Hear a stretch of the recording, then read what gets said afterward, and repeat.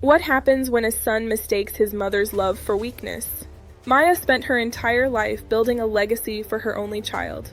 But as she lay injured in a hospital bed, she overheard him plotting to steal her home to save his failing company. He thought she was just a frail old woman. He forgot she was a retired financial controller. She didn't just get mad, she audited him. Prepare yourself for a brilliant story of betrayal, ultimate justice, and a mother who finally balanced the books. The last thing I remember before the world dissolved into white noise was the rhythm of the windshield wipers. Swish thump, swish thump. It was an unseasonably cold Tuesday night in Atlanta, the kind of rain that didn't just fall, but drove itself into the asphalt like it was angry. I was 65 years old. I had spent 38 of those years as a financial controller for a mid-sized manufacturing firm, a job that required me to see the world in absolute certainties. Debits and credits, assets and liabilities, black ink and red ink. I lived my life by the ledger. I liked control. I liked predictability. But there is no predictability when a heavily loaded delivery truck hydroplanes across a wet intersection.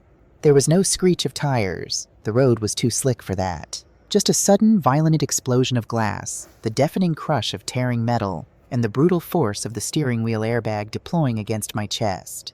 My unspoken scars from a lifetime of hard work ached, but they were instantly overshadowed by a sharp, blinding agony in my ribs. Then the comforting, heavy blanket of darkness pulled me under. When the darkness finally began to thin, it didn't leave all at once. It peeled away in layers. The first thing to return was the sound, a steady rhythmic beep. Beep, beep. It was the digital metronome of an ICU monitor. Then came the smell. It was that distinct, inescapable hospital cocktail, sharp antiseptic, bleached cotton, and the faint, metallic tang of stale blood. Finally, I felt the physical reality of my body. My limbs felt like they had been filled with wet cement. There was a dull, throbbing heat on the right side of my head, and every time my lungs expanded to draw a breath, a jagged line of fire shot through my rib cage. I tried to open my eyes, but my eyelids felt as though they had been glued shut. I managed to part them just a fraction. The harsh, fluorescent light of the hospital ceiling stabbed at my retinas. I let them flutter shut again, floating in that heavy twilight between sleep and waking. That was when I heard the sharp, unmistakable click-clack of Christian Louboutin heels hitting the linoleum floor. I cannot believe this is happening tonight, Julian. I just cannot. It was Vanessa, my daughter-in-law. Her voice was a tight, nasal whisper, vibrating with the kind of high-strung annoyance she usually reserved for slow valets or overly foam-filled lattes. Keep your voice down, Ness. She's right there. That was Julian, my son. The boy I had raised single-handedly after his father passed away. The boy I had worked 60-hour weeks for, pouring every spare dime into his college tuition so he could stand in rooms I was never allowed to enter. His voice wasn't trembling with the fear of a son who almost lost his mother. It was tight with the strained irritation of a CEO who was dealing with a logistical nightmare. "Oh, please. The doctor said she's heavily sedated. She's completely out of it," Vanessa retorted, the sound of her heels stopping near the foot of my bed. "Look at me, Julian. Just look at this silk blouse. It's ruined. Water spots everywhere from running from the parking deck. Do you know how hard it was to get this piece from the spring collection?" I lay perfectly still. My breathing remained slow and shallow, matching the rhythm of the machine beside me. "Ness, my mother was nearly crushed by a 3-ton truck." "I don't care about the blouse right now," Julian hissed. But there was no real venom in his defense of me. It was a reflex, a hollow courtesy. "And I care about the fact that you are supposed to be at the Capitol Grill in exactly 45 minutes to close the Series B funding with the Harrison Group," Vanessa fired back, her tone sharpening into a blade. "Julian, if you don't secure that injection of cash, your logistics company is going to fold before the end of the quarter. We are swimming in debt, drowning in it." The words drifted over me, sinking into my groggy mind. Drowning in debt? I was the silent partner in Julian's tech logistics startup. I had co-signed the initial business loans 5 years ago, putting my pristine credit and 40 years of financial stability on the line for his dream. According to the quarterly reports Julian emailed me, the company was thriving, expanding. They had just moved into a glass front office in Midtown. "I can reschedule Harrison. It's a medical emergency," Julian said, pacing. I could hear the expensive leather of his Italian loafers squeaking slightly against the floor. "You reschedule Harrison and he walks," Vanessa countered, her voice dropping lower, growing colder. I heard the rustle of fabric. She was stepping closer to him. Listen to me, Julian. The doctor said she has 3 fractured ribs, a severe concussion, and internal bruising. She's 65 years old. Do you have any idea how much an extended stay in this intensive care unit is going to cost? Her insurance will cover most of it. Most of it isn't all of it, Vanessa interrupted, a frantic edge creeping into her whisper. And what about the aftercare? A rehab facility? At-home nursing? We cannot foot the bill for that, Julian. We have maxed out the credit cards just keeping up appearances in Buckhead. If the board finds out about the liquidity crisis, you are done. Silence fell over the room. The only sound was the steady beep, beep, beep of my heart monitor. I waited for my son to speak. I waited for the boy who used to fall asleep on my chest while I balanced ledgers at the kitchen table to tell his wife to shut her mouth. I waited for him to say that his mother's life was worth more than a venture capitalist's check. So what are you saying, Ness? Julian finally asked. His voice was hollow, defeated. I'm saying we need to be practical, she murmured smoothly. I could picture her perfectly manicured hands resting on his chest, manipulating him the way she always did. She has that beautiful 4-bedroom house sitting on a double lot in Decatur. It's fully paid off. The equity in that property alone could bridge the gap for the company. It could save us. That's her house, Vanessa. She's been there for 30 years. And she's going to be in a hospital bed for the foreseeable future, Vanessa replied, entirely unfazed. Julian, she's going to need round-the-clock care when she wakes up. If she wakes up. The doctor asked if she had a DNR or an advance directive. We are her next of kin. We need to get the medical power of attorney and the financial power of attorney sorted out immediately, before she's coherent enough to make it difficult. A heavy, suffocating weight pressed down on my chest, far worse than the fractured ribs. We sell the house, Vanessa continued, her voice practically vibrating with ambition. We put her in a modest, affordable care facility, state-run if we have to. We use the equity from the house to cover the company's debts and secure the Harrison deal. She's an old woman, Julian. She doesn't need a 4-bedroom house anymore. She's had her life. It's time for us to have ours. I waited. I lay trapped in the dark of my own closed eyes, waiting for the righteous anger of my only child. I'll call the lawyer in the morning, Julian whispered, just to see what the process is for the power of attorney. Good, Vanessa said, the satisfaction dripping from her word like poison. Now go wash your face. You look exhausted, and Harrison hates dealing with desperate people. I'll stay here and play the dutiful, crying daughter-in-law for the nurses. I love you, Ness. I'm just so stressed. I know, baby. I'm fixing it. Go. The hospital room door clicked open, then shut softly. Julian was gone, left to secure his funding, left to trade my dignity for a lifeline. Vanessa sighed heavily. I heard the scrape of the vinyl guest chair being pulled closer to my bed. She sat down, pulling her phone from her purse. A few seconds later, the distinct, quiet tap-tap-tap of fake fingernails against a glass screen filled the silence. She wasn't holding my hand. She wasn't crying. She was probably texting her friends or browsing designer catalogs while I lay battered in a hospital bed. I didn't cry. In all my years of accounting, I had learned one absolute truth. Numbers do not have emotions. When a ledger is out of balance, you do not weep over the deficit. You trace the error. You gather the documentation. You execute an audit, and you balance the books. My son and his wife thought I was an old, fading woman who could be quietly swept under the rug and liquidated for parts. They thought my silence was surrender. They had forgotten who they were dealing with. I was Maya Washington. I didn't just build the wealth they were trying to steal. I knew exactly how to dismantle it. The physical pain in my body was excruciating, but the clarity in my mind was absolute ice. They wanted a power of attorney? They wanted an audit of my life? Fine, I thought, the beeping of my heart monitor remaining perfectly, chillingly steady. Let the audit begin. For 20 agonizing minutes, I lay trapped in the prison of my own silence, listening to the relentless tapping of Vanessa's acrylic nails against her phone screen. She didn't look up once. She didn't ask if I was in pain.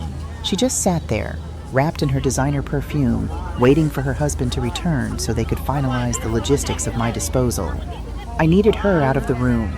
I needed to move, to act. before Julian's lawyers could file a single piece of paper to declare me incapacitated. I took a slow, shallow breath, bracing myself against the inevitable spike of pain in my fractured ribs and forced a violent, wet cough from my lungs. The monitors beside my bed instantly flared to life, their steady rhythm jumping into a rapid, frantic tempo. I groaned, twisting my head on the thin hospital pillow, letting my eyelids flutter open in a display of disoriented agony. Vanessa jumped back so fast her vinyl chair screeched against the linoleum. "Oh my God," she gasped, clutching her phone to her chest like a shield.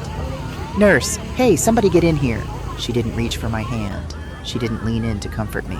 She backed away toward the door, her eyes wide with a mixture of panic and deep-seated revulsion. A moment later, the door swung open and a nurse hurried in.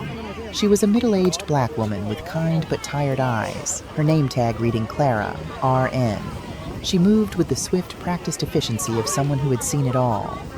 "Mrs. Washington, I'm right here, honey. Try to take shallow breaths. You're aggravating your ribs," Clara said softly, adjusting the oxygen cannula beneath my nose. I let out another deliberate groan, turning my gaze toward Vanessa, who was now pressed flat against the doorframe, looking like she might hyperventilate. I can't do hospitals," Vanessa stammered, holding a manicured hand over her nose as if the very air around me was contaminated. "The smell, the machines, I'm going to have a panic attack. I need to go call my mother. Just page my husband if something happens." "We've got her, ma'am," Clara said, her voice entirely devoid of warmth. Vanessa didn't need to be told twice. She turned on her red-soled heels and practically fled down the corridor. The heavy door hissed shut behind her, sealing the room in sudden, blessed quiet. Clara checked my IV line, her eyes flicking to the closed door, then back to me. She shook her head slightly, a small, knowing sigh escaping her lips. "Some people," she muttered under her breath. "You doing okay, Mrs. Washington? Do you need me to adjust your pain medication?" I stopped coughing. I let the monitor's rhythm settle back into a steady, normal pace. I looked up at Clara, dropping the facade of the disoriented, helpless old woman. My gaze was clear, sharp, and entirely focused. "Clara," I said. My voice was raspy, dry as sandpaper, but the authority in it was unmistakable. "I don't need pain medication. I need my cell phone." Clara paused, her hand hovering over my IV drip. She looked at me, really looked at me, and saw exactly what I wanted her to see. A woman who was severely injured, but completely and utterly lucid. "Your personal effects are locked at the nurse's station, ma'am. Protocol says you should be resting. You've suffered a major trauma." "Clara, listen to me," I interrupted, keeping my voice low but firm. "My daughter-in-law, the woman who just ran out of here like the room was on fire, is currently plotting with my son to declare me legally incompetent so they can seize my assets and sell my home. If I do not make a phone call in the next 5 minutes, I am going to lose everything I have worked for my entire life." Clara's eyes widened slightly. She had worked in emergency rooms long enough to know the dark, ugly things families were capable of when money and vulnerability collided. A silent understanding passed between us, the kind of unspoken solidarity that exists between women who have had to fight for every inch of ground they stand on. "Give me 2 minutes," Clara said quietly. When she returned, she slipped a clear plastic bag onto my lap. Inside were my keys, my watch, and my cell phone. "I'm going to chart your vitals at the desk," she whispered. "I'll make sure nobody comes down this hallway for the next 15 minutes. You make your call, Mrs. Washington." "Thank you," I breathed. My fingers felt thick and clumsy, my joints aching from the impact of the crash, but muscle memory guided me. I unlocked the screen and scrolled past Julian's name. I didn't need a son right now. I needed a shark. I tapped the contact for Elias Vance. Elias was a 68-year-old corporate attorney who still wore three-piece suits and preferred scotch over water. We had met 30 years ago when he was a junior partner auditing the manufacturing firm where I worked. We had spent decades sparring over compliance laws, tax codes, and liability clauses. He was cynical, brilliant, and utterly ruthless when crossed. The phone rang twice before his deep, gravelly voice came through the speaker. "Vance? Elias, it's Maya." There was a sharp intake of breath on the other end of the line. "Maya? Good Lord, woman. I saw the police blotter this morning. The report said your car was T-boned by a commercial delivery truck on Ponce de Leon. They said you were in the ICU. "I am," I said, fighting through a wave of nausea. I have 3 broken ribs and a concussion. But my brain is functioning perfectly well, Elias, which is why I need you to shut up and listen to me very carefully. Elias didn't miss a beat. The concern in his voice instantly evaporated, replaced by the crisp, analytical tone of a lawyer clocking in. I have a pen. Talk to me. I need you to block any attempts to file a medical or financial power of attorney regarding my estate. Julian and his wife are currently trying to expedite the process to declare me incapacitated. They intend to liquidate my Decatur house. Julian? Elias sounded genuinely thrown. Your son? Maya, why in God's name would he do that? His tech logistics firm just posted record profits for the 3rd quarter. He was just featured in Atlanta Business Chronicle. That's what the glossy brochures say, I replied, the bitterness tasting like copper in my mouth. But I just woke up to my daughter-in-law explaining that they are drowning in debt. They are leveraging my home to secure a Series B funding bridge with the Harrison Group. Julian is trying to close the deal tonight at the Capitol Grill. Silence hung on the line. I could hear Elias processing the data, the gears of his legal mind spinning at breakneck speed. Maya, if Julian is falsifying his quarterly health to secure venture capital while secretly bleeding money, that's not just poor management, that's corporate fraud. But how do we prove it? He won't let me anywhere near his books. He doesn't have a choice, I said, my voice dropping to a harsh, cold whisper. I am not just his mother, Elias. 5 years ago, when no bank would look at him, I co-signed his initial business loans. I am a 40% silent equity partner in that company.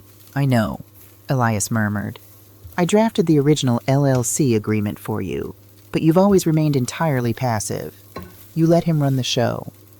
Because I trusted my son, I said, the words cutting my own throat on the way up. I trusted the boy I raised. I thought I was giving him the foundation I never had.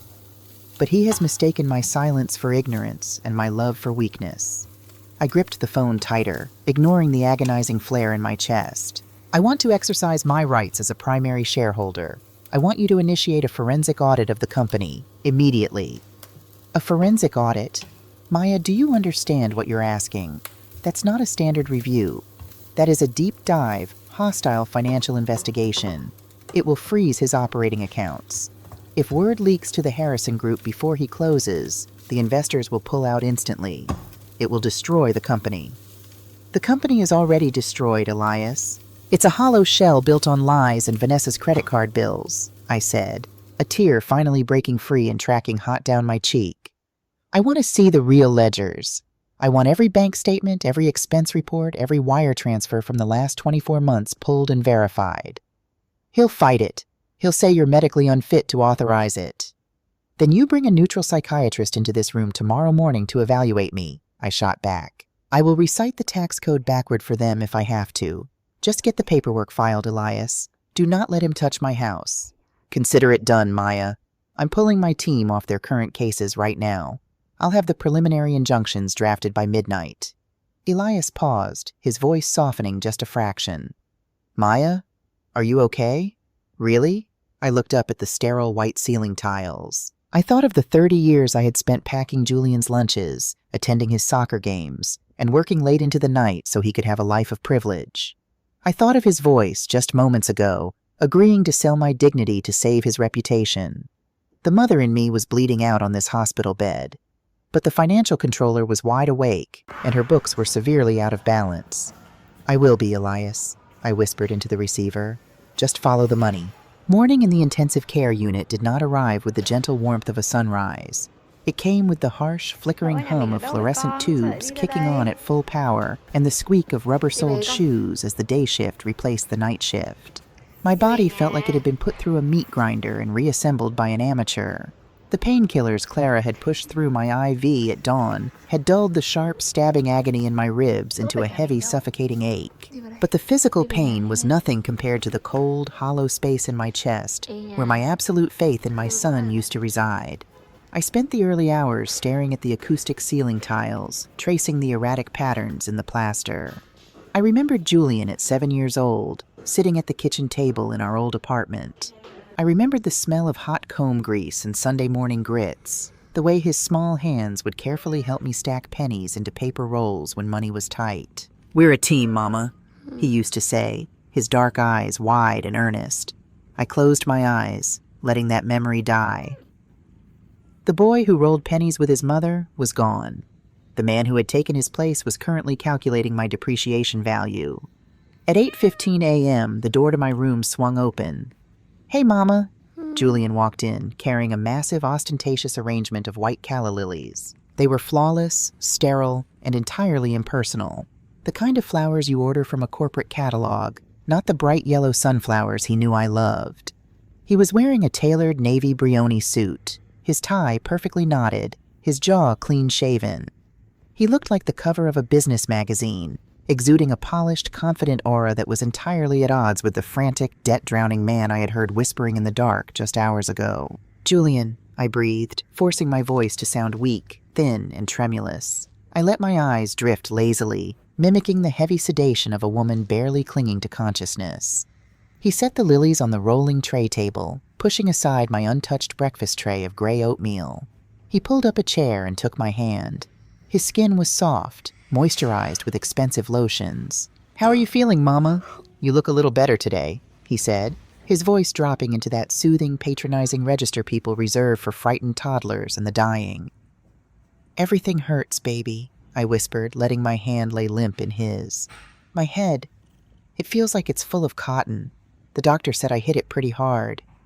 "You did. You had us so scared," Julian said. His thumb stroked the back of my hand. For a split second, I saw a flash of genuine torment behind his eyes. The guilt was there, buried under layers of ambition and his wife's manipulations, but it was there. He swallowed hard, adjusting his Rolex. "Vanessa wanted to be here, but she's resting. The stress of the accident really took a toll on her nerves." It took every ounce of self-control I had cultivated in 40 years of corporate boardrooms not to rip my hand away and laugh in his face. Her nerves? The only thing taking a toll on Vanessa was the fear of losing her country club membership. "That's okay," I murmured, staring blankly at the wall. "You boys are so busy. Your company. The big meeting." "The meeting went perfectly," Julian said, a sudden hungry light sparking in his eyes. He couldn't hide his triumph. "Harrison signed the term sheet late last night. We secured the Series B funding, Mama. The company is going to the next level." He had done it. He had secured the venture capital bridge. But I knew the math. A funding injection didn't erase existing catastrophic debt. It only bought you a few more months to bleed out if the core operations were rotten. And according to Vanessa, they were rotting from the inside out. "I'm so proud of you, Julian," I said, the lie tasting like ash. "You worked so hard." "We did," he corrected gently, patting my hand. He leaned in closer, the scent of his Tom Ford cologne overpowering the smell of the hospital room. His tone shifted, becoming meticulously casual. "Listen, Mama, the doctors mentioned you're going to need a lot of physical therapy. Months of it. And with your concussion, they're worried about your cognitive recovery. The administrative office needs to know who is handling your insurance and your estate decisions while you're incapacitated." There it was. The hook. "Estate?" I slurred slightly, blinking in manufactured confusion. I just need to go home, baby. Back to Decatur." "You can't go home, Mama. Not for a long time," Julian said, his voice laced with practiced sympathy. He reached into his sleek leather briefcase and pulled out a crisp manila folder. "I've got some standard paperwork here. A medical and financial power of attorney. It just allows me to talk to the doctors and the insurance companies and make sure your bills are paid so you don't have to worry about anything. You just focus on resting." He clicked a silver Mont Blanc pen and pressed it gently into my palm, guiding the paperwork onto my lap. I looked down at the documents. The legal jargon was dense, but to a former financial controller, it was as clear as a children's book. He wasn't just asking to pay my medical bills. Paragraph 4 contained a blanket authorization to manage, sell, or leverage real estate assets. If I signed this, he could list my house on the market by noon. I let the heavy silver pen slip from my weak fingers. It clattered against the plastic tray table and rolled onto the floor. "Oh, Julian," I moaned, letting my head loll back against the pillows, squeezing my eyes shut. "I can't. The letters are swimming. The lights are too bright. I feel so nauseous. Please, I can't look at this right now." Julian's jaw tightened. I saw the flash of profound frustration cross his face before he quickly masked it with a sigh of patient martyrdom. It's okay, Mama. It's okay, he said, picking the pen up off the floor and sliding the folder back into his briefcase. We have time. I'll leave it with the nurses. You can sign it when your head clears up a bit. He stood up, smoothing the front of his jacket. I have to get to the office to finalize the Harrison paperwork. I'll come back tonight, okay? I love you. He leaned down and pressed a kiss to my forehead. It felt cold. The Judas kiss. Love you too, I whispered. I waited until the door clicked shut and his footsteps faded down the hall. I counted to 60. Then the frail, confused old woman vanished. I sat up slightly, ignoring the searing pain in my chest, and reached for my cell phone hidden under the mattress. I dialed Elias. He answered on the first ring. Tell me you didn't sign anything, Elias barked, his voice gravelly with lack of sleep. I played the senile mother. He left empty-handed, I said, my voice dropping to a brisk, professional clip. He said the Harrison funding came through last night. He thinks he's safe. What did you find, Elias? I heard the sound of a heavy file dropping onto a wooden desk, followed by Elias exhaling a long, weary breath. Maya, I pulled my senior forensic accountant in at 2 a.m. We used your primary shareholder credentials to pull the preliminary banking metadata for Julian's LLC. The full audit will take a week, but the surface-level damage is staggering. Give me the numbers, Elias. Don't cushion it. His operating accounts are running on fumes. The revenue he's been reporting to you on those quarterly PDFs? Completely fabricated. He's been moving money between 3 shell LLCs to make it look like incoming client revenue, but it's just a shell game. He is burning through cash at a horrific rate. Most of it isn't going to logistics or payroll. Where is it going? I asked, my grip tightening on the phone. Private country club dues, exorbitant marketing retreats in Aspen, and regular massive wire transfers to an offshore account in the Caymans under Vanessa's maiden name. It's corporate embezzlement, Maya. He's bleeding the investors dry to fund his wife's lifestyle. My stomach churned. It was worse than I thought. But then Elias went quiet. It was the heavy, reluctant silence of a lawyer who was about to deliver the fatal blow to his client. There's something else, Maya. Something worse. Spit it out, Elias. You told me last night that Julian and Vanessa were planning to sell your house in Decatur to cover the debts. I pulled the county property records this morning to put a freeze on the deed. Elias paused, clearing his throat. Maya, they don't need your power of attorney to leverage your house. They only needed it to sell it out from under you. What are you talking about? The deed is in my name. The mortgage has been paid off for 10 years. 6 months ago, a home equity line of credit was taken out against the property for $450,000, Elias said softly. The paperwork was filed electronically. It bears your digital signature, notarized by an online service. The funds were wired directly into Julian's failing company account to keep it afloat long enough to trick the Harrison Group into this Series B funding. The breath was knocked out of my lungs, sharper and more violent than the airbag deploying in the crash. He hadn't just planned to steal from me. He had already done it. My own son had forged my signature, mortgaged the home I had scrubbed floors and balanced books for decades to pay off, and gambled it away on a sinking ship to keep his wife in designer clothes. If the Harrison Group discovered the fraud and the company folded, the bank would foreclose on my home. I would be homeless. Maya, are you there? Elias asked, his voice tight with concern. I can contact the district attorney. We can file criminal charges for wire fraud and forgery immediately. We can have him arrested before lunch. I stared at the pristine white calla lilies Julian had left by my bed. They looked like funeral flowers, and in a way they were. They marked the death of my son in my heart.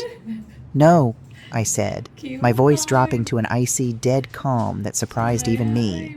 No police, not yet. If he goes to jail now, the company implodes immediately and the bank takes my house. We need to play this exactly right. Maya, he committed a felony against you. I know, I said, and he is going to pay for it. With interest. But I am not going to let him blow up my life on his way down. I closed my eyes, the ledger in my mind snapping open. The deficit was massive. The betrayal was absolute. Elias, get the independent psychiatric evaluator in here this afternoon to certify my mental competence. Then I want you to expedite the forensic audit. Rip his books apart. Find every single stolen dime, every fake invoice, every offshore transfer. When we drop the hammer, I don't want to just cut off his hand. I want to sever the entire arm.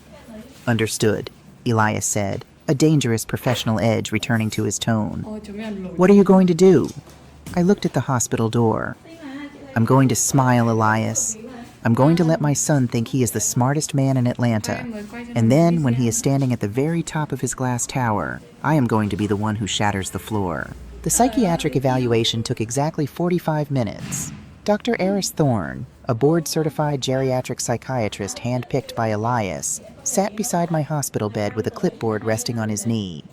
He was a meticulous man with silver-rimmed glasses who spoke in the careful, measured tones of someone used to diagnosing dementia. He asked me what day it was. He asked me who the president was. He asked me to count backward from 100 by sevens. I didn't just count backward. I gave him the current capital gains tax brackets, recited the amortization schedule of a standard 30-year fixed mortgage, and correctly identified the subtle differences between Chapter 7 and Chapter 11 bankruptcy filings. Dr. Thorne stopped taking notes halfway through my explanation of depreciation models. A small, respectful smile touched the corners of his mouth. Mrs. Washington, he said, clicking his pen shut. Your cognitive baseline isn't just intact. It is frankly sharper than most of the residents I teach at Emory. I will sign the affidavit certifying your absolute mental competence to manage your own medical and financial affairs. Any attempt by your son to declare you incapacitated will be thrown out of a judge's chambers before lunch. Make sure Elias gets the original copy by courier today, I said, shifting slightly against the stiff hospital pillows. The painkillers were wearing off, and the dull fire in my chest was beginning to flare again. Julian will likely try to file the paperwork by the end of the week. As Dr. Thorne left, Elias slipped into the room, locking the heavy wooden door behind him. He looked like he hadn't slept in 3 days. His tie was loosened, and the lines around his eyes were carved deep with exhaustion and grim purpose. He pulled the guest chair close to my bed and opened his leather briefcase. The Harrison Group funding officially cleared Julian's accounts this morning, Elias said, his voice a low, gravelly rumble. $2.5 million. He thinks he just bought himself a life raft. But the boat is already at the bottom of the ocean, I replied. Deeper than you know, Maya, Elias said, pulling out a stack of financial printouts that had been heavily redacted and highlighted in neon pink. My forensic team spent the last 48 hours digging through the metadata of his shell companies. The forged home equity line of credit on your Decatur house? That was just the appetizer. Julian didn't just borrow from a bank. A cold knot tightened in my stomach. Who did he borrow from? A firm operating out of Chicago called Apex Capital Holdings, Elias said, tapping a manicured finger against a highlighted transaction. They specialize in predatory mezzanine debt. They target desperate startups that traditional banks won't touch. They offer massive short-term cash injections with exorbitant borderline illegal interest rates, and they do not forgive late payments. Loan sharks, I said, the bitter taste of reality flooding my mouth. He borrowed money from corporate loan sharks. Loan sharks wearing Brooks Brothers suits and carrying briefcases, yes, Elias confirmed grimly. Julian owes them over $800,000, and the balloon payment is due in less than 60 days. If he defaults, Apex Capital doesn't just repossess his office furniture. They pierce the corporate veil. They will seize his personal assets. And because he fraudulently tied your house to his company's collateral, they will take my home, I finished for him. My voice didn't shake. I wouldn't allow it to. They will try, Elias corrected smoothly. But we have the psychiatric affidavit now. I have privately filed a lis pendens on your property deed, which acts as a legal roadblock preventing Julian from transferring or selling the house without your explicit in-person signature before a judge. I've also frozen his ability to draw any further funds from the HELOC he opened in your name. What about Vanessa? I asked, picturing her tapping her acrylic nails against her phone screen. Elias let out a short, humorless laugh. Your daughter-in-law has been a very busy woman. The offshore account in the Caymans currently holds $420,000. All of it slowly siphoned from Julian's company accounts over the last 14 months, marked under consulting fees to a ghost LLC. She wasn't just planning to leave him. She was actively looting a sinking ship and leaving my son to go down with it. Julian was a fool, blinded by his desperate need to belong to an elite world that Vanessa pretended to command. He had traded his mother's security for a viper's approval. Keep tracking Vanessa's accounts, I instructed Elias, feeling the ice in my veins solidify into steel. I want to know the exact moment she tries to book a one-way ticket. And the audit? We are compiling the final irrefutable report, Elias said, packing his briefcase. When we drop this at the board meeting, Julian's investors will instantly freeze his operational authority. He will be removed as CEO, and the criminal liabilities will fall entirely on his shoulders. Good. I closed my eyes, exhausted but resolute. I am being discharged tomorrow afternoon. I need you to arrange a private, bonded nursing service for my house. Someone loyal to you, not Julian. Because tomorrow, the performance of my life begins. The discharge process was a masterclass in humiliation, but I wore it like armor. I let Clara, the sharp-eyed ER nurse who knew exactly what game I was playing, wheel me down to the hospital lobby in a standard-issue wheelchair. My ribs ached with every bump in the linoleum, but I kept my posture slightly slumped, my hands resting weakly in my lap. Julian's leased obsidian black Range Rover pulled up to the curb. He stepped out, dressed in a casual cashmere sweater and dark designer jeans, playing the role of the devoted son for the hospital staff. Vanessa remained in the passenger seat, her oversized Chanel sunglasses hiding her eyes, though her rigid posture communicated her deep displeasure at having to act as a medical transport. "Hey, Mama, let's get you home," Julian said, his voice dripping with saccharine sweetness as he moved to help me out of the wheelchair. I let my hands tremble as I reached for him. I didn't make it easy. I leaned heavily against his arm, forcing him to take my full, dead weight as I slowly, agonizingly climbed into the back seat of the SUV.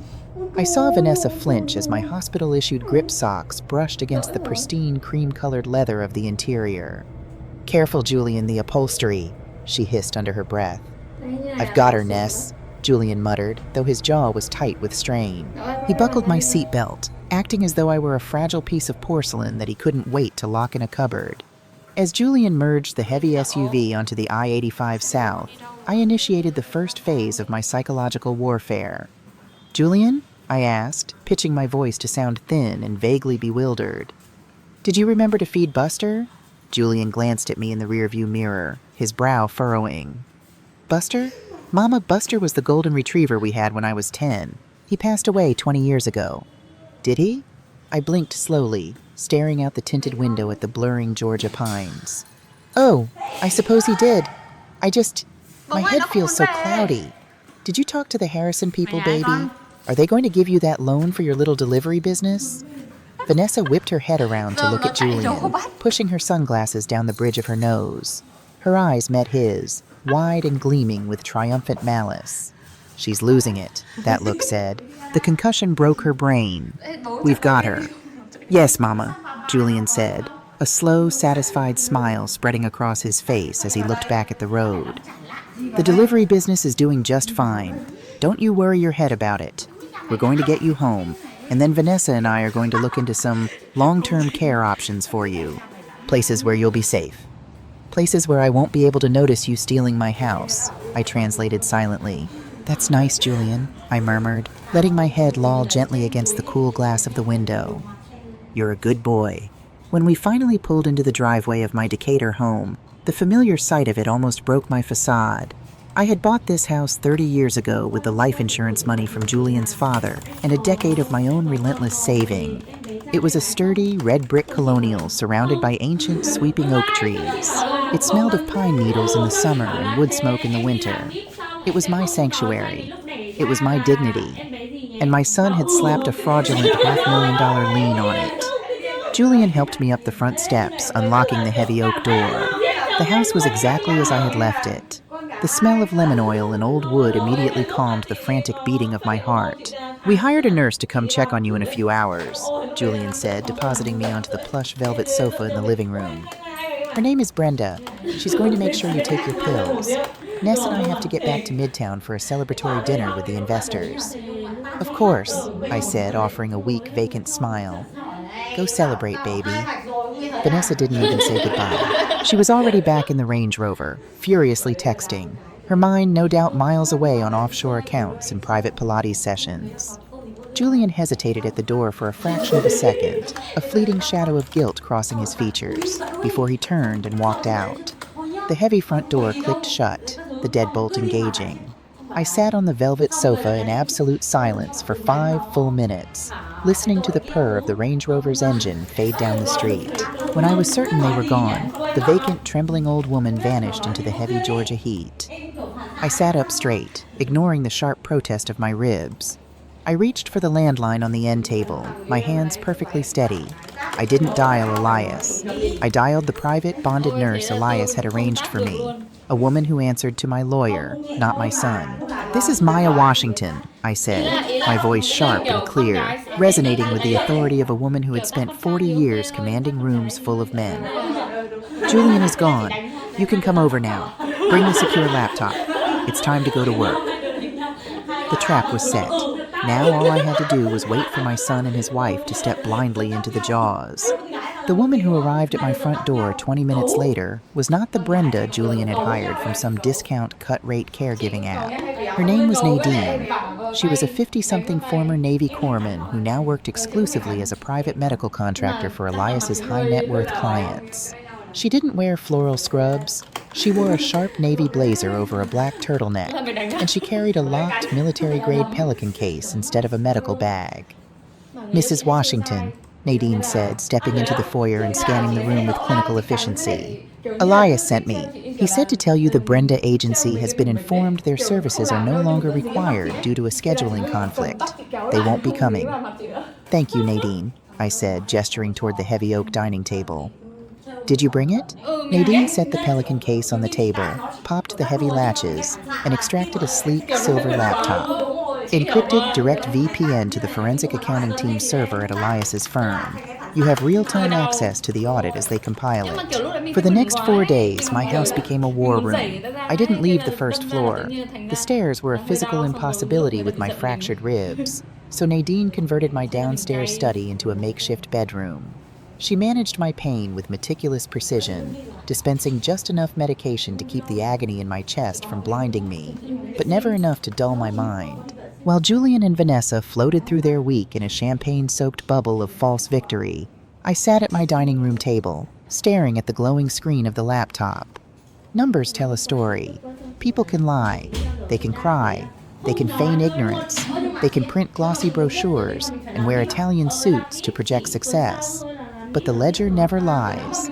The ledger is the ultimate truth teller, stripped of emotion and ego. As I reviewed the files Elias's team uploaded, the story of my son's catastrophic failure unfolded in brutal, high-definition clarity.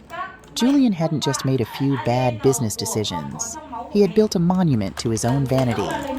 The logistics software he had developed was actually functional, but instead of reinvesting the initial profits into infrastructure, he had diverted the capital into executive branding.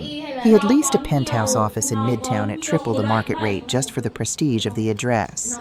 He had purchased a fleet of luxury company cars. When the cash flow inevitably choked, he didn't downsize. He panicked. He began round-tripping funds, moving money from the fraudulent home equity line of credit he took out on my house, pushing it through dummy vendor accounts, and bringing it back into the company as new client revenue to fool the Harrison Group's initial due diligence team. And then there was Vanessa's offshore account, the Caymans.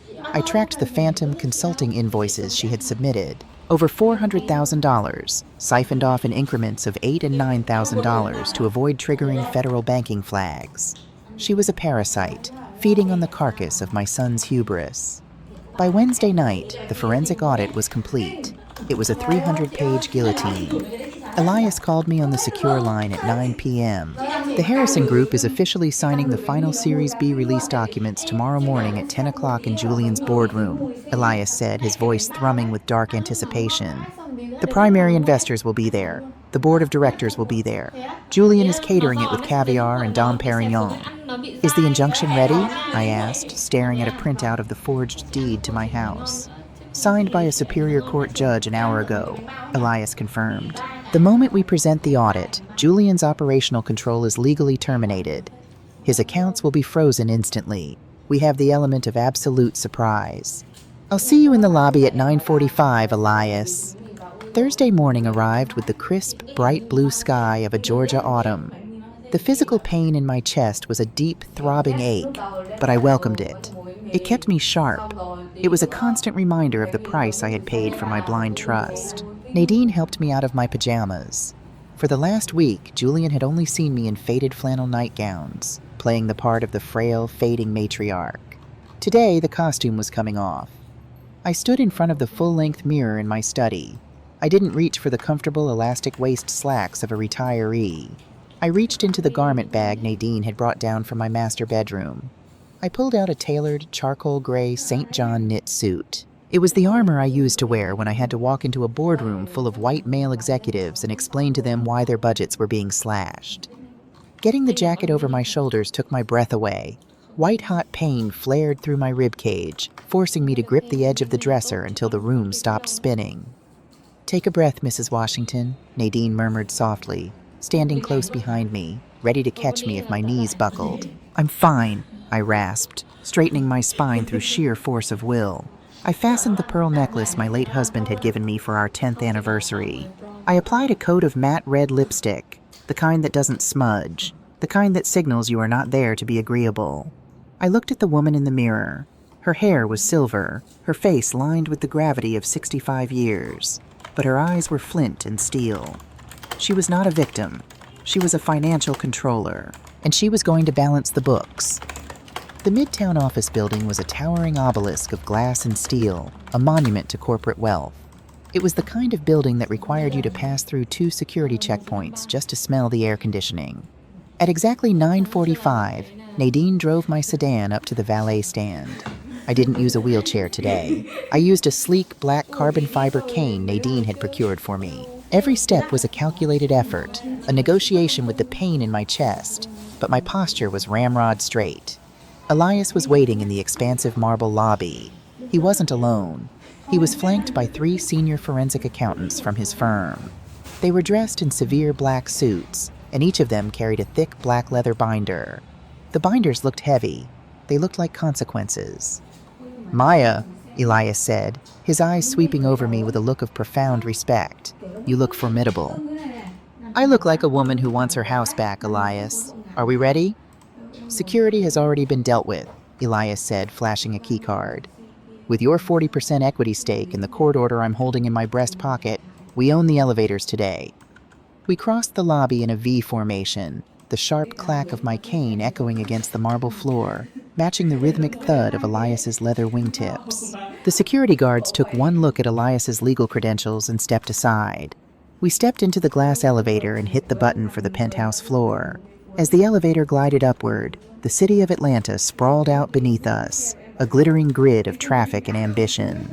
I thought of Julian. I wondered if he was looking out the window of his corner office right now, feeling like the king of the world. I wondered if Vanessa was standing beside him, mentally converting his new venture capital into her offshore escape fund. The elevator chimed softly. The doors slid open to reveal the reception area of Julian's company. It was absurdly lavish. Living moss walls, a cascading water feature, and a receptionist sitting behind a desk carved from a single slab of reclaimed walnut. The receptionist, a young woman in a designer headset, looked up with a welcoming corporate smile. "Good morning. Welcome to..." Her voice faltered as she took in the sight of us. A stern, elderly black woman with a cane, a ruthless corporate attorney, and 3 grim-faced accountants. "We are here for the board meeting," Elias said, his voice slicing through the ambient spa music playing in the lobby. He didn't break stride. "Excuse me, sir, you can't go back there," the receptionist stammered, half standing from her chair. "The board meeting is closed. Let me call Mr.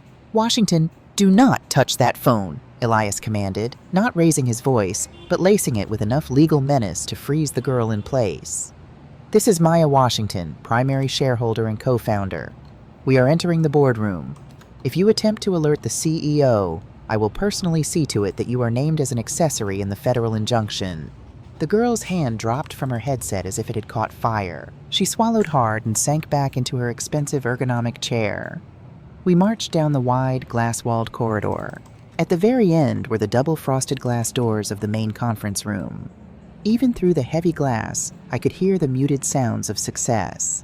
The clinking of crystal champagne flutes. The low, confident murmur of wealthy men congratulating themselves on a deal well struck. And rising above it all, Julian's voice. Smooth, charismatic, utterly devoid of the desperation I had heard in the ICU. And with the Harrison Group's backing, we aren't just scaling our logistics network, Julian was saying, his voice projecting the perfect blend of humility and arrogance. We are redefining the supply chain for the entire Southeast, to our new partners, and to a very profitable future. There was a polite round of applause, the sound of glasses tapping together. I looked at Elias. He gave me a single, brief nod. I didn't knock. I lifted my carbon fiber cane and pushed the heavy glass door open. It swung wide with a heavy pneumatic hiss. The laughter died instantly. 14 heads turned toward the doorway in unison. Julian was standing at the head of the massive mahogany conference table, a flute of champagne in his hand, a triumphant smile frozen on his face. Vanessa sat to his right, wearing a pristine white Dior suit, her acrylic nails resting elegantly on a stack of unsigned contracts. To his left sat Richard Harrison, the billionaire venture capitalist, flanked by his legal team. Julian's eyes locked onto mine. The blood drained from his face so fast he looked as though he had been physically struck. The champagne flute in his hand tipped slightly, spilling a few drops of expensive vintage onto the polished wood. Mama? Julian stammered, his polished CEO persona instantly shattering. His eyes darted to the cane, to my tailored suit, and finally to the phalanx of accountants standing behind me. What are you doing here? You're supposed to be in bed. I stepped into the room, letting the heavy glass doors seal shut behind me. The click of the latch sounded like a prison door locking. I was feeling much better today, Julian, I said, my voice ringing out clear and cold in the dead silence of the boardroom. I walked slowly toward the table, every eye in the room tracking my movement. So I decided to come to work. I brought some reading material for your new partners. I glanced at the 3 accountants. In perfect synchronization, they stepped forward and dropped the 3 massive black leather binders onto the center of the mahogany table. The heavy thud rattled the crystal champagne flutes. What is this? Richard Harrison asked, his brow furrowing as he looked from the binders to Julian. Julian, who is this woman? I didn't let my son answer. I looked Richard Harrison dead in the eye. My name is Maya Washington, I said, my voice echoing with the authority of the ledger. I am a 40% equity partner in this firm. And those binders, Mr. Harrison, contain the forensic audit that proves the man you are about to give $2.5 million to is a fraud, an embezzler, and a felon. The silence that followed my declaration was absolute. It was the kind of heavy, suffocating vacuum that precedes a detonation. 14 pairs of eyes shifted from me to the 3 massive black binders resting in the center of the mahogany table, and then finally to Julian. The champagne flute in Julian's hand trembled so violently that the pale gold liquid crested the rim and spilled over his knuckles. He didn't seem to notice. The polished, charismatic CEO, who had been holding court just 30 seconds ago, had vanished. In his place stood a terrified boy, his designer suit suddenly looking 2 sizes too big for his shrinking frame. Julian, Richard Harrison said. The billionaire venture capitalist didn't raise his voice, but the sudden drop in temperature was palpable. He set his own crystal flute down on the table with a sharp, deliberate clink. Who is this woman and what exactly is she talking about? Julian's mouth opened and closed twice before any sound came out. He looked at Vanessa, but she had already pushed her chair back a fraction of an inch, physically distancing herself from him. Her knuckles were bone white as she gripped her Dior purse in her lap. Mr. Harrison, please, Julian finally stammered, his voice climbing an octave into a frantic, reedy pitch. This is just a terrible misunderstanding. This is my mother. She was in a horrific car accident last week. A severe head injury. She's heavily medicated and completely confused. I am neither confused nor medicated, Julian, I cut in, my voice slicing through his lie like a scalpel. I gestured to Elias, who stepped forward, opening his leather briefcase with a crisp, authoritative snap. My name is Elias Vance, he announced to the room, withdrawing a stack of stapled documents and tossing them onto the polished wood. Senior partner at Vance, Sterling and Hayes.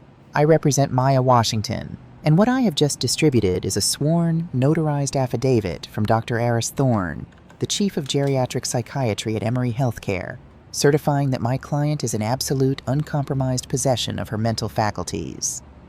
I watched Richard Harrison's lead attorney pick up the affidavit, his eyes scanning the text with predatory speed. He leaned over and whispered something into Harrison's ear. Harrison's expression hardened into granite. Julian, I said, leaning my weight heavily onto my carbon fiber cane, ignoring the fiery protest of my fractured ribs. Did you really think I wouldn't check the books? Did you really think I wouldn't notice that you forged my signature on a $500,000 home equity line of credit against my home to keep this sinking ship afloat? Gasps erupted around the table. Two of the sitting board members recoiled, staring at Julian as if he had suddenly mutated. Forged? Harrison demanded, his voice finally rising to a bark. Julian, did you fraudulently convey assets to secure this Series B funding? No, Richard, listen to me, Julian pleaded, sweat beading on his forehead. He threw a desperate, pleading look at me. Mama, stop this. You don't know what you're doing. You're ruining everything. I was going to pay it back. The Harrison money was going to cover the HELOC. The Harrison money, Elias interrupted smoothly, taking command of the room, was going to be burned in a furnace of your own making. Elias stepped up to the table, flipped open the first black binder, and began reading the executive summary. He didn't yell. He didn't need to. The numbers did the screaming for him. Gentlemen of the board, Mr. Harrison, according to the emergency forensic audit completed at 3 a.m. this morning, this logistics company has generated 0 net positive revenue for the last 3 quarters. The CEO, Julian Washington, has been engaging in a practice known as round tripping. He took $450,000 of fraudulent debt borrowed against his mother's primary residence, funneled it through 3 dummy vendor LLCs, and logged it as incoming client revenue to pass your preliminary due diligence. Harrison's face turned an ugly shade of mottled purple. He was a man who prided himself on being the smartest predator in the room. Realizing he had nearly been conned out of $2.5 million by a desperate amateur was a fatal insult to his ego. It gets worse, Elias continued relentlessly, turning a page. The operational accounts are completely drained. Why? Because Mr. Washington has been using investor capital as a personal slush fund. Over the last 14 months, he has authorized over $200,000 in executive branding, which translates to private country club memberships, luxury vehicle leases, and Aspen retreats. Lies, Julian whispered, but he was staring at the floor, unable to meet the eyes of the men he had been toasting moments ago. It's all lies.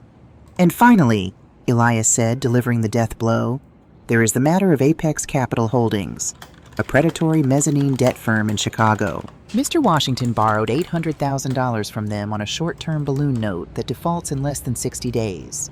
If the Harrison Group had injected capital today, it wouldn't have gone to scaling logistics. It would have gone straight into the pockets of a loan shark. That's enough, Harrison snapped. He didn't yell at Julian. He didn't even look at him.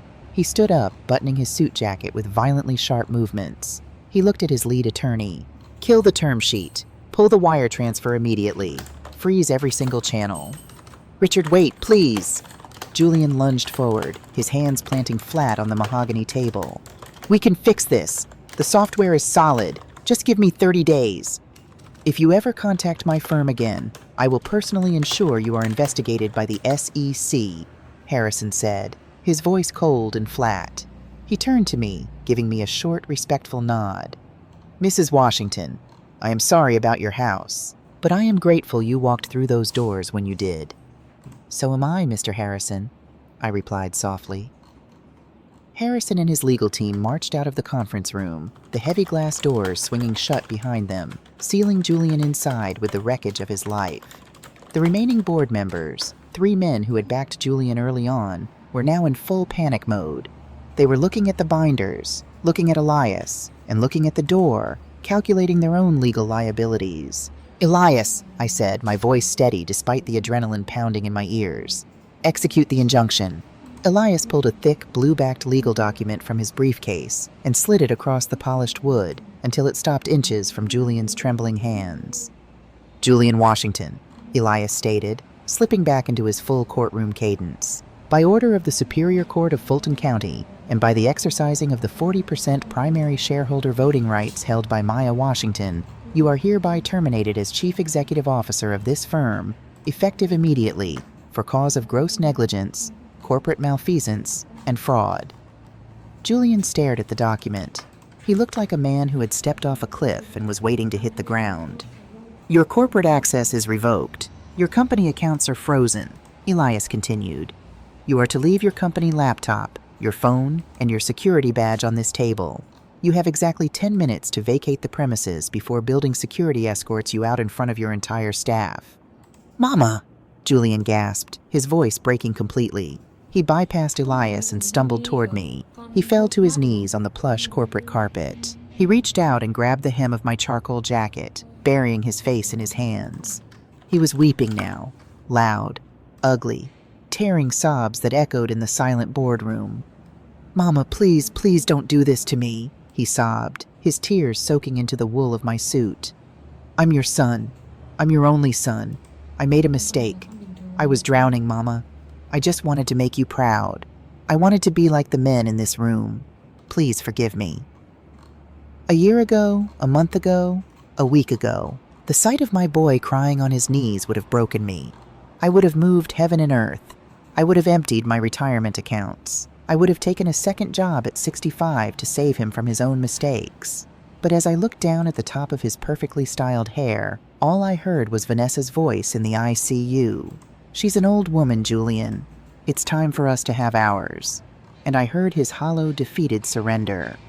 "I'll call the lawyer in the morning." I leaned heavily on my cane. I didn't reach down to stroke his hair. I didn't pull him to his feet. "You didn't make a mistake, Julian," I said, my voice barely above a whisper, but carrying to every corner of the room. "A mistake is a typo on a tax return. A mistake is missing a quarterly filing." I looked down at his trembling hands. "Forging your mother's signature to steal the roof over her head while she is lying bleeding in a hospital bed is not a mistake. It is a choice. You chose to value this room, this glass tower, and the approval of strangers over the woman who gave you life." I took a slow, deliberate step backward, pulling the hem of my jacket from his desperate grip. He fell forward slightly, his hands pressing into the carpet. "You wanted to audit my life, Julian?" I asked, looking down at him. "You wanted to declare me incompetent and liquidate me? Well, I audited yours. The books are balanced now. Your debt is called." Julian looked up at me, his face streaked with tears and snot, his eyes wide with the horrifying realization that I was completely, utterly serious. I was not going to save him. There was no safety net left. "Vanessa," Julian rasped, turning his head to look at his wife, still sitting frozen in her chair. "Ness, tell her. Tell her we were just desperate. Tell her we'll fix it." This was the moment, the final collapse of the house of cards. Vanessa slowly stood up. She smoothed the skirt of her pristine white Dior suit. She picked up her designer purse and slung it over her shoulder. She didn't look at me. She didn't look at the board members. She looked down at her husband, kneeling on the floor in ruins. And the expression on her face was not pity or love or even fear. It was absolute, calculating disgust. Vanessa Washington was a survivor. I had known that from the first time Julian brought her to my house in Decatur for Thanksgiving dinner, 6 years ago. She had worn a modest cashmere sweater, complimented my sweet potato pie, and smiled with exactly the right amount of deference. But I had seen the way her eyes darted around the room, assessing the value of the antique silver, cataloging the square footage. She was a woman who was terrified of poverty, and she possessed a lethal, predatory instinct for finding the easiest path away from it. Now, standing in the boardroom as the wreckage of her husband's career rained down around them, that instinct took over completely. Julian was still kneeling on the carpet, his face blotchy, his chest heaving with panicked sobs. He reached a trembling hand toward her tailored Dior skirt. "Miss, tell them. Tell my mother. We were just trying to bridge the gap until the Harrison money cleared. Tell them I'm not a criminal." Vanessa looked down at his outstretched hand. She didn't reach for it. Instead, she took a half-step backward, ensuring his sweating, shaking fingers didn't brush against the pristine white fabric of her suit. "Get up, Julian," she said. Her voice wasn't filled with the frantic, whispering panic I had heard in the ICU. It was flat, hard, and entirely devoid of affection. "You are embarrassing yourself in front of the board." Julian froze. His hand hovered in the air for a second before falling limply to his side. He stared up at his wife, the woman he had forged my signature to keep in diamonds and designer shoes, his eyes wide with a sudden, dawning horror. Vanessa didn't look at him anymore. She turned her attention to the 3 remaining board members, who were sitting in stunned, pale silence. Then she looked at Elias. When she spoke, her voice trembled, a masterful, perfectly calibrated vibration of shock and grief. "Gentlemen," Vanessa said, pressing a manicured hand over her heart, I am completely blindsided by this. I had absolutely no idea. Julian's mouth fell open. Ness? What are you saying? Julian kept all the financials locked down, she continued, her eyes glistening with unshed tears as she looked pleadingly at the board members. She was putting on a clinic. It was an Oscar-worthy performance of the betrayed, naive wife. I am just the chief marketing officer. My job was brand architecture and client outreach. Whenever I asked about our operational budget or the Harrison due diligence, Julian assured me we were in a period of historic growth. Ness, stop! Julian gasped, pushing himself up onto one knee, his face contorting in disbelief. You're the one who said we needed the Harrison deal. You're the one who said we should leverage the Decatur house. How can you say that? Vanessa cried, a single perfect tear finally escaping and rolling down her cheek. She looked at me, her expression a mask of manufactured horror. Maya, you have to believe me. I would never ever condone him doing something so despicable to you. I love you. You're my family. I leaned my weight on my carbon fiber cane, feeling the dull ache in my ribs, and watched the snake eat its own tail. You love me? I asked softly, my voice echoing in the dead silence of the room. Is that why you suggested moving me into a state-run care facility while I was unconscious, Vanessa? To preserve our family bond? Vanessa's breath hitched. For a fraction of a second, the mask slipped, and I saw the cold, cornered animal underneath. She hadn't realized I was awake during that conversation. She had miscalculated. But a cornered animal is the most dangerous kind. She instantly abandoned the sympathetic daughter-in-law routine and pivoted to her only remaining strategy, total self-preservation. She opened her white Dior handbag, reached inside, and pulled out a sleek silver USB flash drive. She set it on the mahogany table with a sharp clack. I am a victim of financial abuse, Vanessa declared, her voice hardening, addressing Elias and the board. Julian has been erratic for months. The late nights, the secrecy. I started suspecting he was hiding liabilities from me and the board. 2 weeks ago, I hired a private IT consultant to clone his hard drive. This USB contains internal emails and unauthorized transfer logs that I believe will prove Julian acted entirely alone. Julian let out a sound that wasn't quite human. It was a hollow, breathless wheeze, like a man who had just taken a bullet to the chest and was looking down at the hole. You cloned my drive? He whispered, stumbling to his feet. He looked at the silver USB drive, then up at the woman he had married. The Aspen retreat, the country club dues. You demanded those, Vanessa. You said we had to project success. You spent $60,000 on corporate credit cards last month. I spent what my CEO authorized for marketing expenses, Vanessa shot back, her voice dripping with venom. She wasn't playing the victim anymore.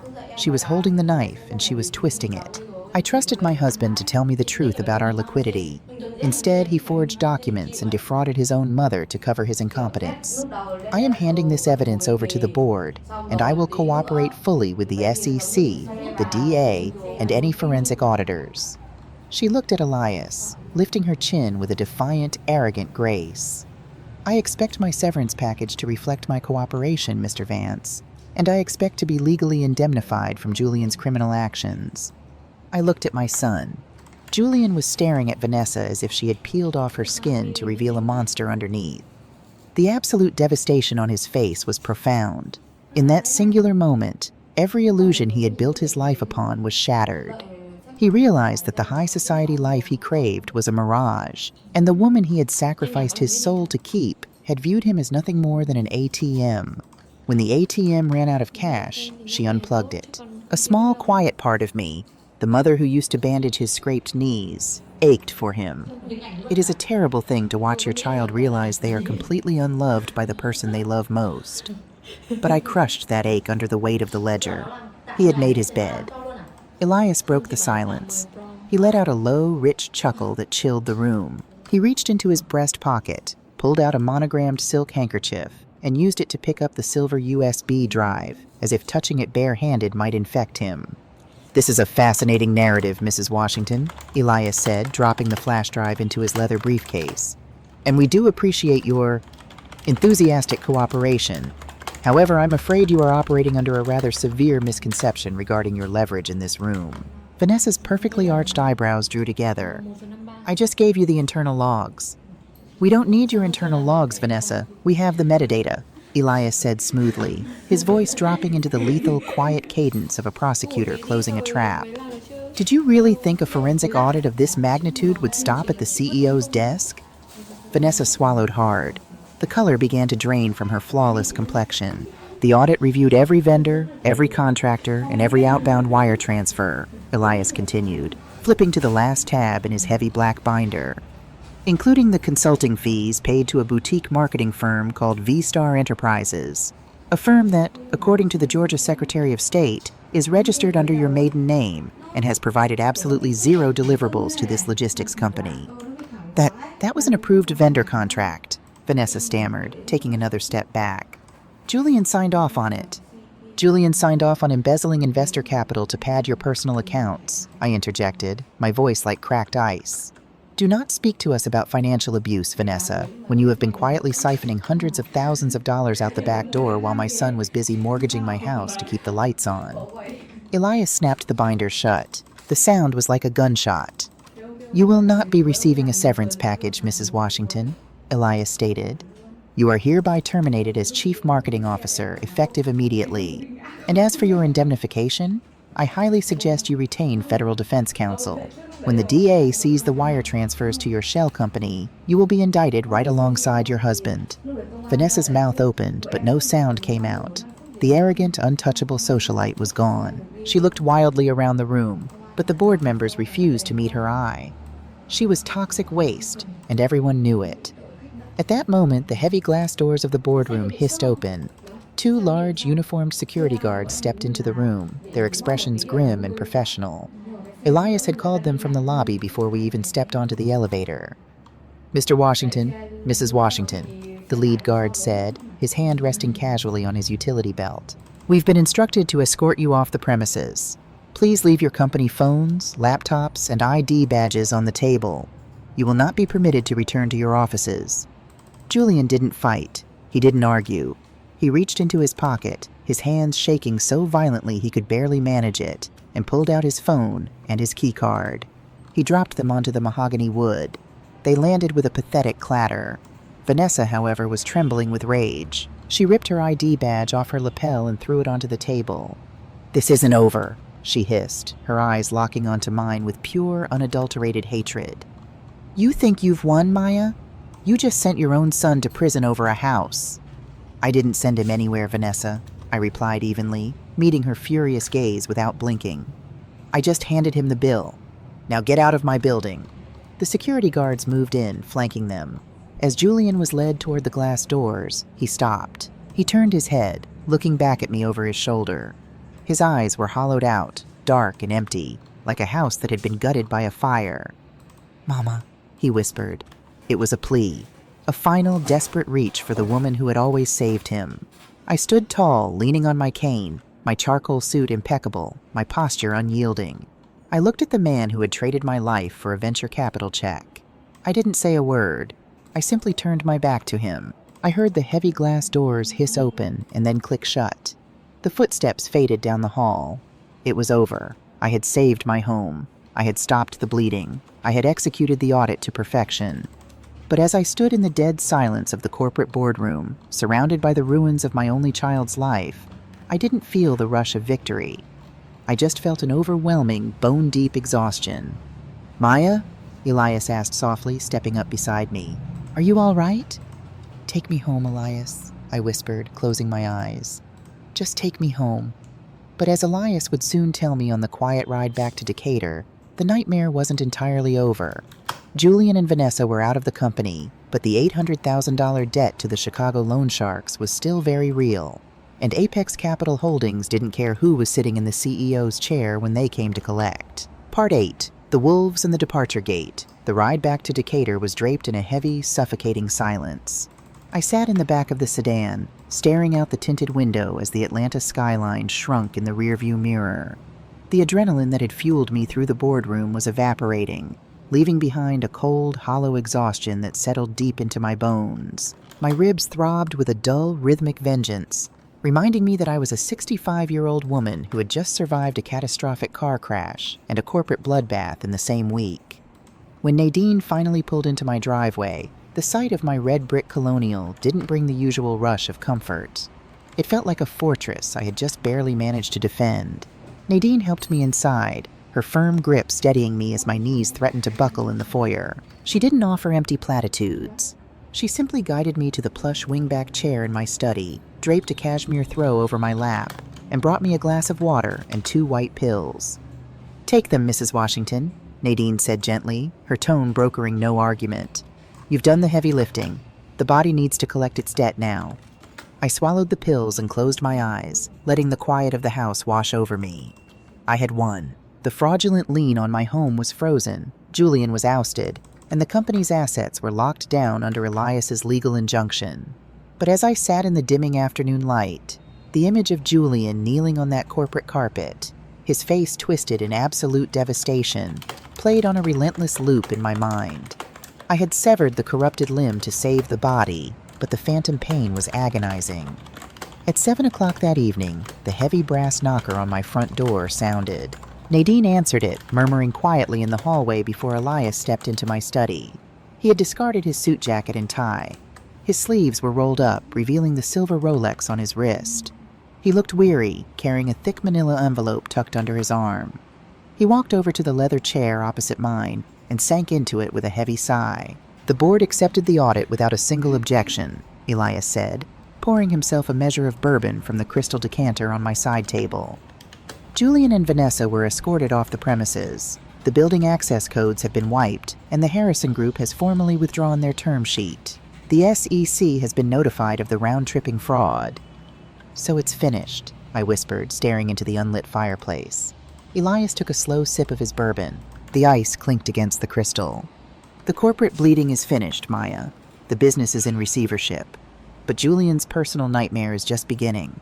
I turned my head to look at him, the sharp edge of his tone cutting through the haze of my painkillers. "What do you mean?" Elias set his glass down and picked up the manila envelope.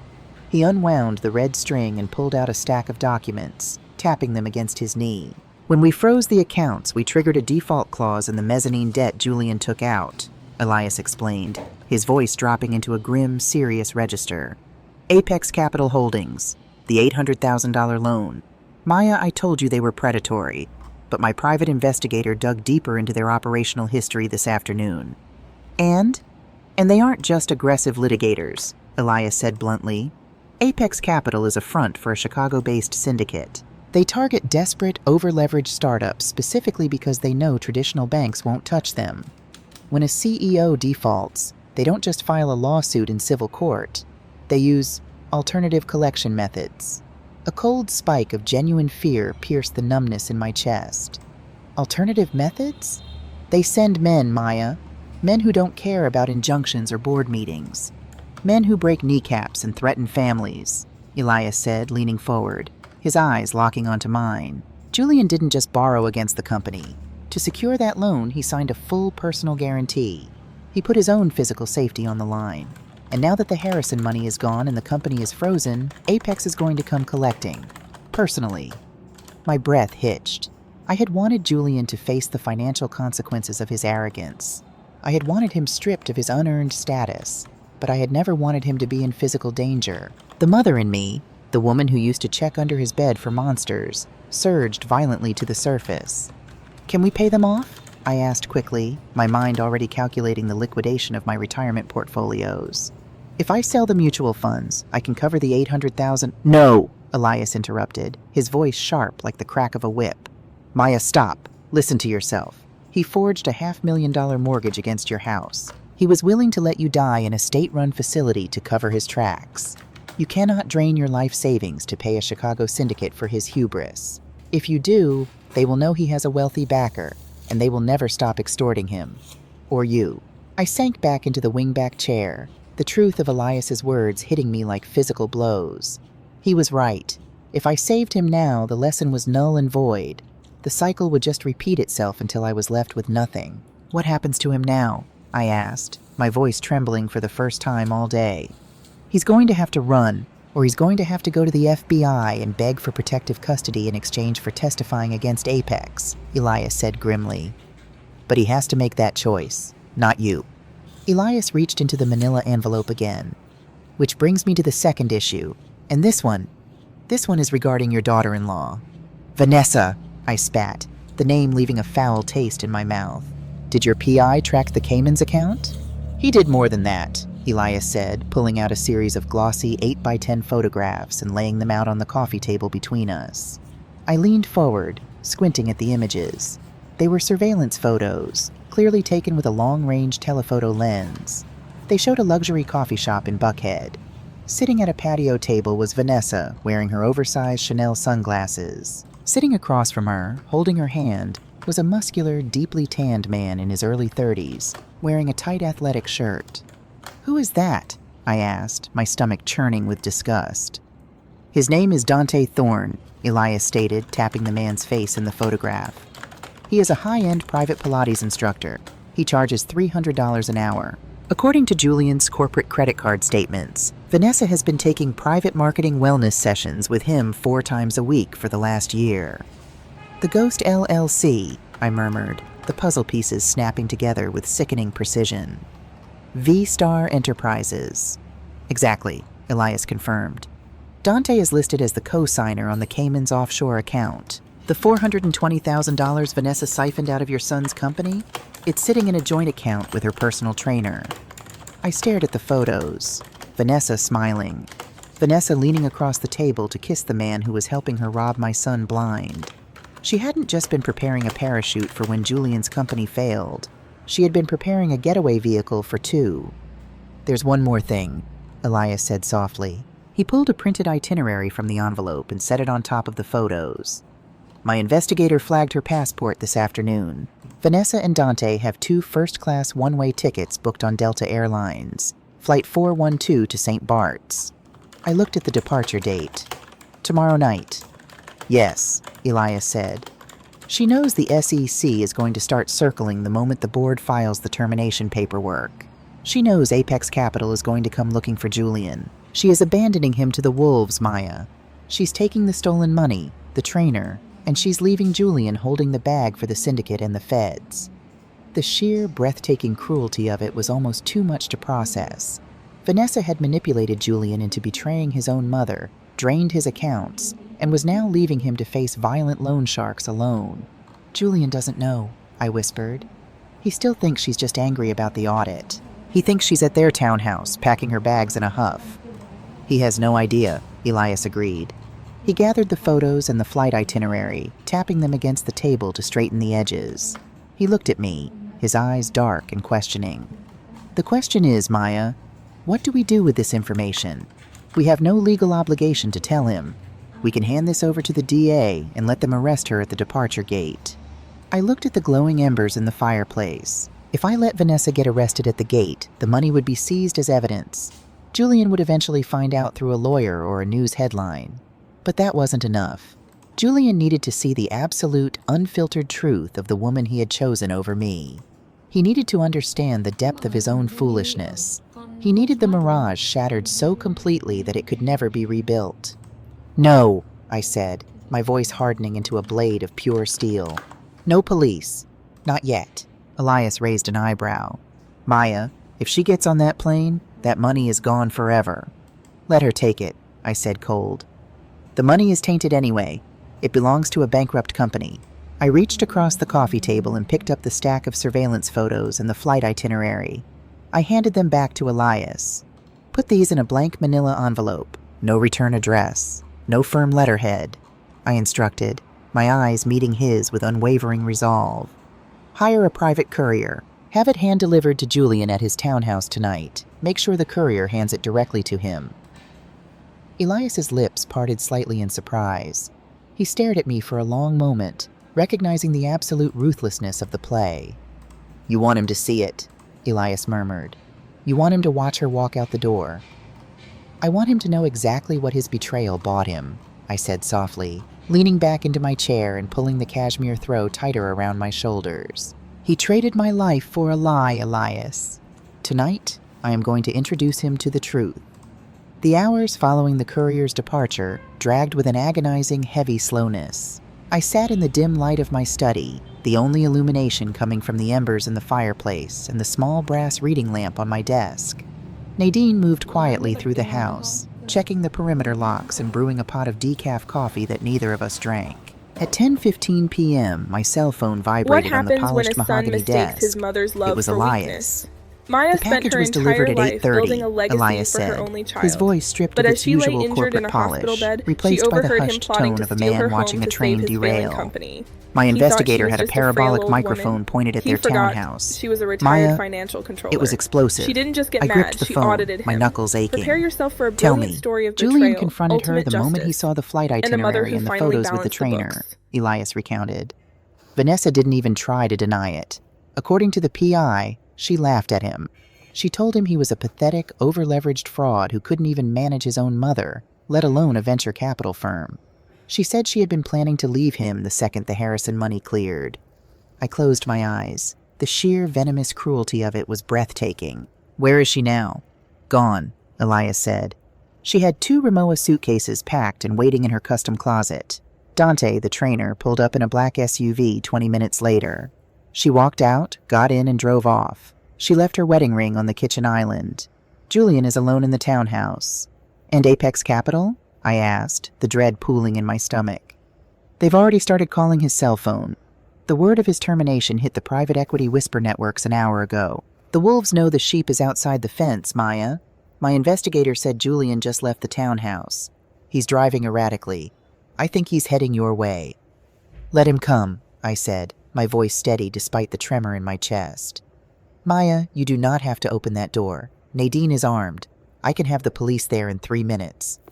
No police, Elias. This is my son. I will finish this.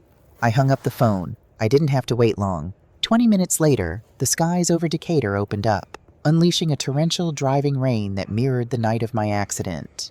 Through the downpour, the headlights of Julian's leased Range Rover cut across the front lawn, parking haphazardly at a crooked angle in the driveway. The heavy brass knocker on my front door didn't just sound. It hammered, frantic and desperate. Nadine stepped out of the hallway shadows, her posture rigid, her hand resting near the small of her back. She looked at me for confirmation. I gave her a single, sharp nod. She unbolted the door and pulled it open. Julian practically fell into the foyer. He was soaked to the bone. The immaculate tailored Brioni suit he had worn like armor in the boardroom was ruined, plastered to his skin by the freezing rain. His hair was plastered to his forehead, and his eyes were wild, bloodshot, and rimmed with a panicked animal terror. He didn't look like a CEO. He looked like a little boy who had strayed too far into the dark and found the monsters waiting for him. "Mama!" he gasped, his chest heaving as water pooled on the hardwood floor around his expensive Italian loafers. Nadine took a step forward to block his path to my study, but I raised a hand. "It's all right, Nadine. Give us the room." Nadine hesitated, her eyes locked on Julian's erratic movements, before silently withdrawing to the kitchen. Julian stumbled into the study. He stopped a few feet from my wingback chair, his whole body shaking violently. He looked around the room, taking in the antique clocks, the leather-bound ledgers on the shelves, the quiet dignity of the home he had tried to steal. "She left me," he choked out, the words tearing from his throat. He dropped to his knees on the Persian rug, exactly as he had done in the boardroom, but this time there was no audience. There was no act. "She took the money, Mama. She took it all. She's going to St. Bart's with some guy she's been seeing for a year." She laughed at me. I looked down at him. I felt the powerful gravitational pull of motherhood, the instinct that demands you wrap your arms around your bleeding child and shield them from the world, no matter what they've done. It was an instinct I had indulged for 38 years. I gripped the arms of my chair to keep from reaching out to him. "I know, Julian," I said, my voice low and calm. "I sent you the envelope." His head snapped up. The rain dripped from his eyelashes as he stared at me, comprehension slowly piercing through his panic. You knew? You knew she was leaving me?" "I knew," I confirmed. "I wanted you to see the exact price of what you bought when you sold me out. I wanted you to look at the woman you forged my signature for, the woman you were going to put me in a state home for, and I wanted you to see her for what she truly is." Julian let out a ragged, agonizing sob. He wrapped his arms around his own torso, rocking slightly. "I've lost everything. The company, my wife, my reputation. I have nothing left, Mama. Nothing. You have the truth. I said flatly. It is a painful asset, but it is the only real one you possess right now. But the grief over Vanessa's departure was only half of what had driven him into the storm. The other half was pure, unadulterated fear. Julian scrambled forward on his knees, stopping just short of my chair. He looked up at me, his eyes wide with a terror that made my stomach turn. Mama, please, you have to help me. I don't care about the company anymore. I don't care about Vanessa. But I owe money. Bad money. He swallowed, his throat working convulsively. Apex Capital.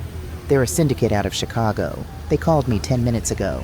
They told me if I don't wire $800,000 by Friday, they are going to put me in the hospital. Or worse, they know where I live. He reached out, his trembling, wet fingers hovering inches from my knee, too afraid to actually touch me. Mama, you have the money in your retirement accounts. You can legally take out the mortgage this time. I'll sign whatever you want. I'll work at a grocery store and pay you back every month for the rest of my life. Just please, please don't let them kill me. The silence in the study was absolute, save for the crackle of the dying fire and the drumming of the rain against the window panes. I looked at my son. I looked at the boy I had sacrificed my youth for, the boy I had worked 60-hour weeks to put through college, the boy who had looked me in the eye in an ICU room and lied to my face while planning my financial execution. If I gave him the money, I would save his life. But I would also validate every terrible choice he had ever made. I would teach him that there was no consequence so severe that his mother wouldn't absorb it for him. I would become his victim, permanently. I took a slow, agonizing breath, feeling the sharp sting of my fractured ribs. It was nothing compared to the pain in my heart. No, the word hung in the air, a single devastating syllable. Julian froze. His breathing stopped. No? He whispered, as if he didn't understand the language I was speaking. Mama, they are going to hurt me. You are a 38-year-old man, Julian, I said, my voice trembling, though my posture remained rigid. You chose to swim with sharks because you liked the way their fins looked cutting through the water. You signed the personal guarantee. You took their money to fund your vanity and your wife's greed. That is your ledger to balance, not mine. You're going to let them kill me over a house? He screamed, his voice cracking, desperation twisting his handsome features into a mask of pure agony. I am not letting them do anything, I replied, staring directly into his terrified eyes. I am simply refusing to be your collateral damage anymore. You have a choice, Julian. You can run, or you can walk into the FBI field office in Atlanta tomorrow morning, confess to the corporate fraud, and ask for federal protection in exchange for testifying against Apex Capital. You will go to federal prison, but you will be alive. Julian stared at me, his mouth open, the reality of his situation crushing the last breath out of his lungs. Federal prison. The absolute destruction of his elite identity. You're not my mother, he spat, the fear mutating into a sudden toxic lash of hatred. He stumbled to his feet, backing away from me. My mother wouldn't do this to me. You're a cold, heartless bitch. The words struck me like physical blows, but I didn't flinch. I had expected them. When a parasite is finally severed from its host, it always bites. I am a financial controller, I said, my voice echoing with finality. And your account is closed. Get out of my house, Julian. He stood there for a long moment, chest heaving, waiting for me to break, waiting for the mother who always capitulated to step forward and wipe his tears. I didn't move. Slowly the fight drained out of him, leaving nothing but an empty, terrified shell of a man. He turned, his wet shoes squeaking against the hardwood, and walked out of the study. I heard the heavy front door open, the rush of the storm outside, and the decisive click of the deadbolt as Nadine locked it behind him.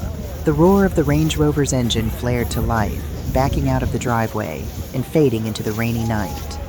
Once the house was completely silent, I closed my eyes. I didn't scream, I didn't wail. I simply bowed my head, covered my face with my hands, and wept. I wept for the boy who used to roll pennies at my kitchen table, and for the man I had just condemned to the ruins of his own making. I had drawn the ultimate boundary. I had survived. But survival, I realized as the tears soaked into my charcoal suit, can be an incredibly lonely business. Spring arrives in Atlanta not with a whisper, but with a vibrant, humid shout. The dogwood trees in my front yard exploded into white and pink blossoms, and the heavy scent of jasmine finally chased away the lingering, bitter chill of the winter. It had been 6 months since the night Julian walked out into the storm. My fractured ribs had healed into smooth, solid bone. The cane had been retired to the back of my closet, and the heavy silence in my Decatur home had gradually transformed from a vacuum of grief into a space of profound, hard-won peace. I was sitting on my back patio, the afternoon sun warming my shoulders, when Elias stepped through the sliding glass door. He was carrying a slim leather portfolio and 2 tall glasses of sweet tea, condensation already beading on the glass. "I thought you might need this," Elias said, handing me a glass and taking a seat in the wicker chair opposite mine. "The humidity out there is brutal today."